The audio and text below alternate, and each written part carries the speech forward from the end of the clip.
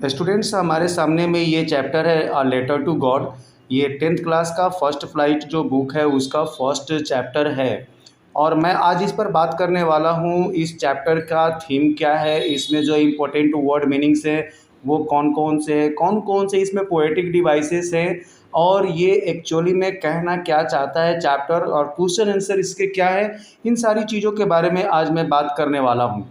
तो बने रहिए हमारे इस पूरे वीडियो में ताकि आपको ये चैप्टर पूरी तरीके से समझ में आ जाए, फिर कभी भी आपको इस चैप्टर में वापस ना आना पड़े, इतने बढ़िया से आपको याद हो जाए। तो चलिए हम लोग देखते हैं कि इस चैप्टर में क्या क्या है।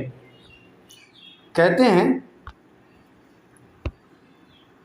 कहते हैं कि दे से फैथ कैन मूव माउंटेन्स, यानी कि विश्वास के दम पर, विश्वास के ऊपर अगर चले आदमी, विश्वास में इतनी ताकत होती है कि अगर चाहे तो हम माउंटेन को भी हिला सकते हैं, माउंटेन को भी एक जगह से दूसरी जगह हम कर सकते हैं। इतना ज़्यादा ये पावरफुल होता है बिलीफ, विश्वास के दम पर, बिलीफ के दम पर हम माउंटेन को भी अपनी जगह से डिगा सकते हैं। लेंचू जो है उसको ऐसा ही कुछ बिलीफ होता है अपने गॉड के ऊपर, ठीक है। और वो जो है ना, अपनी बिलीफ के वजह से इस तरीके से सरप्राइज करता है लोगों को, इस तरीके से वो बातें करता है गॉड से कि जैसे उसकी हर बात को गॉड मानेंगे ही मानेंगे।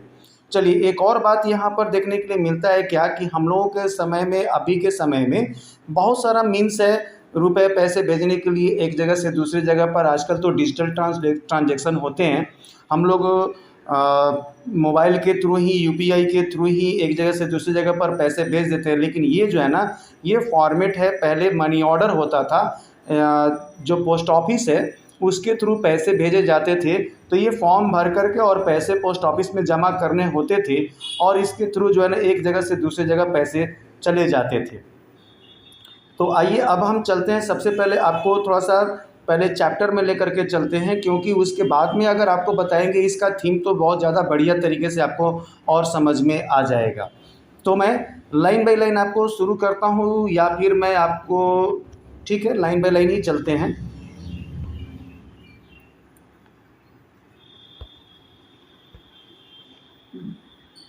The house, the only one in the entire valley, sat on the crest of a low hill. From this height, one could see the river and the field of ripe corn dotted with the flowers that always promised a good harvest. यानी कि पूरे entire valley, valley means होता है घाटी, ठीक है ना। तो पूरे घाटी में सिर्फ एक ही घर होता है, और कई तरह के पहाड़ हैं छोटे बड़े। उसमें जो सबसे मतलब जो छोटा पहाड़ है उसके क्रेस्ट पर, क्रेस्ट मीन्स होता है यहाँ पर टॉप ऑफ अ हिल, यानी कि सबसे ऊंचा जो जगह होता है, यानी क्रेस्ट मतलब सबसे ऊंचाई पर। तो छोटे हिल के, छोटे पहाड़ के सबसे ऊंचाई पर अगर कोई बैठ करके वहाँ से अगर देखे तो उसको क्लियर नज़र आ सकता है कि कहाँ पर रिवर है और कहाँ पर राइप कॉर्न का जो फ्लावर्स वगैरह लगा हुआ जो फसल है वो है। और ये कोई भी समझ सकता है कि इस बार बहुत बढ़िया फसल होने जा रहा है।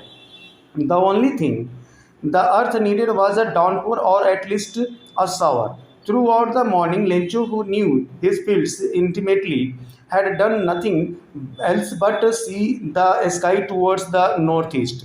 कहता है कि ये जो लेंचो है ना, ये बस एक ही चीज़ का आशा कर रहा है। और ये क्या आशा कर रहा है, ये सुबह से यही सोच रहा है, पूरे दिन सुबह से ही मतलब कि ये सोच रहा है, जो अपने फील्ड को जानता है बहुत अच्छी तरीके से कि इसमें और किसी चीज़ की ज़रूरत नहीं है। बस आसमान में जो नॉर्थ ईस्ट की तरफ दिखाई दे रहा है थोड़ा सा बादल, बस वो एक थोड़ा सा बरस जाए, कम से कम एक डाउनपोर, यानी थोड़ा सा ज़्यादा बारिश हो जाए, या फिर कम से कम एक छोटा सा मतलब कि शॉवर भी हो जाए, यानी कि हल्का फुल्का फुहार भी अगर हो जाए तो भी काम चल जाएगा, बढ़िया फसल हो जाएगा। Now we are really going to get some water woman. ये अपनी वाइफ से कहता है कि अब निश्चित ही हम लोगों को कुछ बारिश होने वाली है, पानी मिलने वाला है। The woman who was preparing supper replied yes God willing. तो औरत ने जवाब दिया, हाँ, अगर भगवान चाहेंगे तो निश्चित बारिश हो जाएगी। The older boys were working in the field while the smaller ones were playing near the house until the woman called to them all, come for dinner. अब जो बड़ा बच्चा था, जिस समय ये खाना तैयार हो रहा था, उस समय वो खेत में वहीं पर काम कर रहा था बगल में, और जो छोटा वाला बच्चा था ना, वहीं पर घर के बगल में खेल रहा था। उस समय ये जो औरत है ना, सबको आवाज़ दी कि चलो खाना बन गया है, डिनर करते हैं। It was during the meal that just Lencho had predicted big drops of rain began to fall. In the northeast, huge mountains of clouds could be seen approaching. कहता है कि ये खाने के समय में ही, जैसा कि लेंचो ने पहले से प्रेडिक्शन किया था, यानी कि उसने आशा लगाया था, उसी तरीके से एक बड़ा सा जो बारिश का ड्रॉप है ना, वो गिरा और गिरना शुरू हो गया। In the northeast, huge mountains of clouds could be seen approaching. The air was fresh and sweet. The man went out for no other reason than to have the pleasure of feeling the rain on his body. And when he returned, he exclaimed, "These aren't raindrops falling from the sky, they are new coins." ये जो आदमी है Lencho, ये देखता है कि north east की तरफ से एक बहुत बड़ा जो एकदम पहाड़ के जैसा बादल है ना, वो आता हुआ उसको दिखाई देता है। एकदम पहाड़ सा एक बादल जो है ना, उसको आता हुआ दिखाई देता है। हवा एकदम फ्रेश फ्रेश और स्वीट हो जाता है। ये जो है ना, बारिश को फील करने के लिए बाहर की तरफ जाता है, और जब अपनी बॉडी पर फील करता है बारिश को, तो वापस अंदर आकर के वो बोलता है, बड़ी एकदम उत्साहित होकर के बोलता है कि ये रेन ड्रॉप्स जो पड़ रहे हैं आसमान से, क्या एक नए कॉइन्स के रूप में नहीं हैं? The big drops are 10 cent pieces and the little ones are 5। बड़ी जो रेन ड्रॉप्स है ना, उसको 10 सेंट से, सेंट चलता है फ्रांस में, ये मतलब कॉइन्स को कहते हैं, तो 10 सेंट के बराबर कहता है बिग ड्रॉप्स है, और 5 सेंट के बराबर में छोटा वाला जो बूंद है वो है। अब यहाँ पर न्यू कॉइन से क्यों किया है इसकी कंपैरिजन? तो यहाँ पर न्यू कॉइन से इसलिए कंपैरिजन किया है क्योंकि बारिश जब होगा, जिस तरह का होगा वैसा ही हार्वेस्ट होगा, वैसा ही फसल होगा। तो बढ़िया बारिश होगा, बड़ा मोटा मोटा बूंद होगा, तो इसीलिए उसको बड़े पैसे से 10 कॉइन से कंपैरिजन किया है, और छोटे बूंद को 5 ऑन्स जो है सेंट, उससे कंपैरिजन किया है।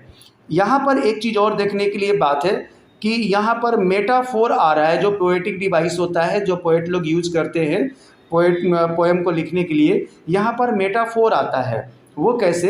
तो जैसे कि यहाँ पर जो रेन ड्रॉप्स है उसको बता रहा है कि कंपैरिजन कर रहा है न्यू कॉइन्स से।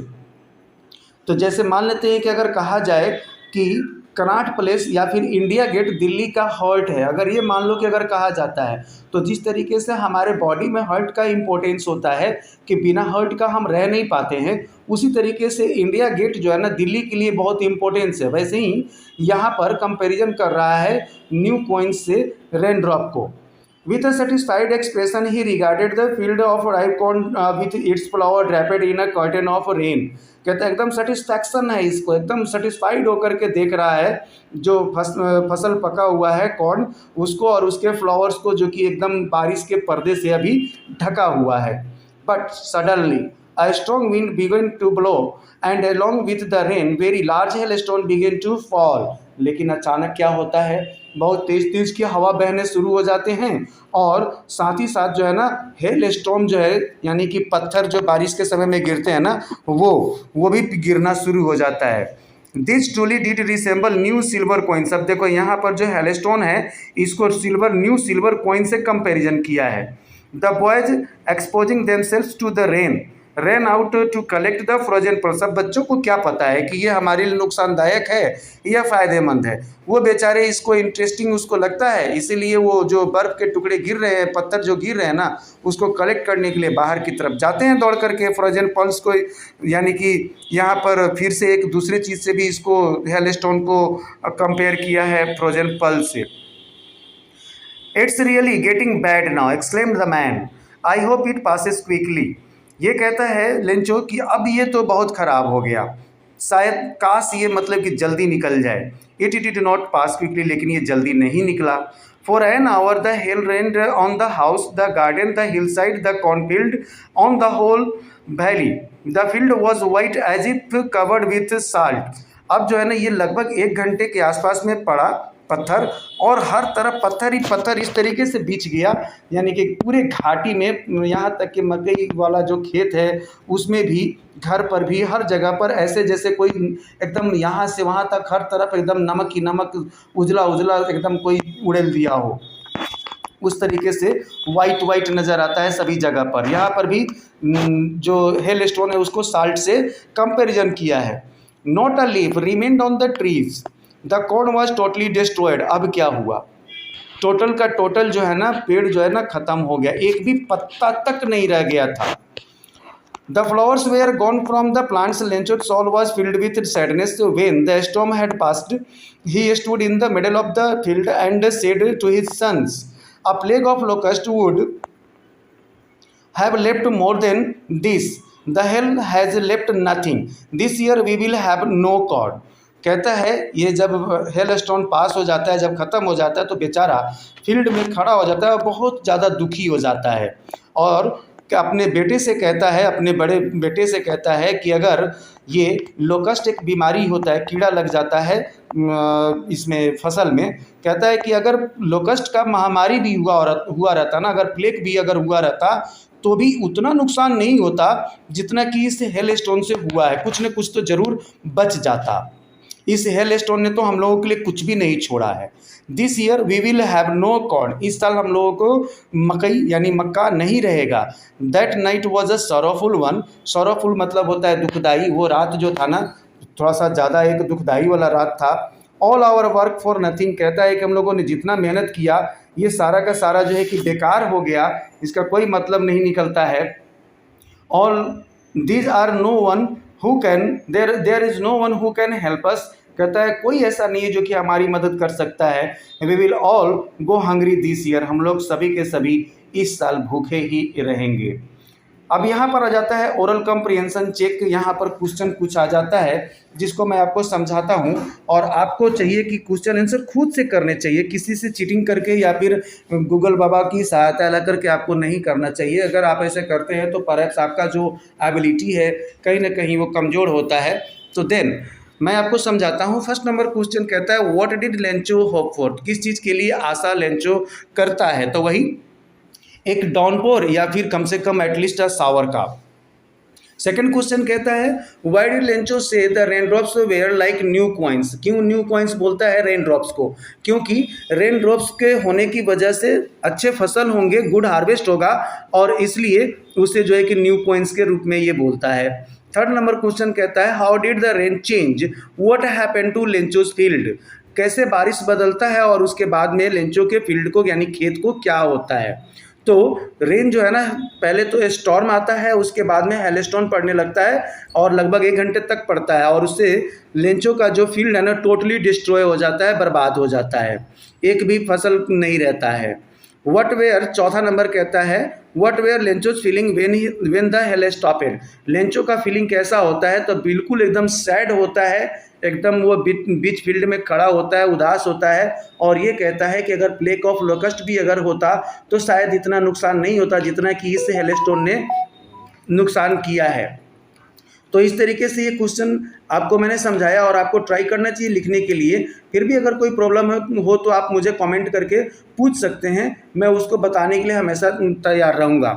अब यहाँ से आगे अगर हम बताते हैं इसी वीडियो में तो वो ज़्यादा लंबा हो जाएगा, इसलिए अभी तक के लिए यहीं पर रहने देते हैं। अगर आपको अच्छा लगेगा तो हम फिर आगे हम वीडियो बनाएंगे और चैप्टर को पूरी तरीके से समझाने की कोशिश हम करेंगे।